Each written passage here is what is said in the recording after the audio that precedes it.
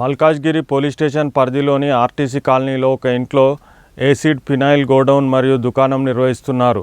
అందులో అకస్మాత్తుగా మంటలు వ్యాపించి అగ్ని ప్రమాదం సంభవించింది. పెద్ద శబ్దాలతో మంటలు భారీగా వ్యాపించడంతో భయాందోళనకు గురయ్యారు. స్థానికులు కొందరు ధైర్యం చేసి మంటలను అదుపులోకి తెచ్చేందుకు ప్రయత్నం చేశారు. కానీ మంటలు అదుపులోకి రాకపోవడంతో ఫైర్ ఇంజిన్ సాయంతో మంటలను అదుపులోకి తెచ్చారు.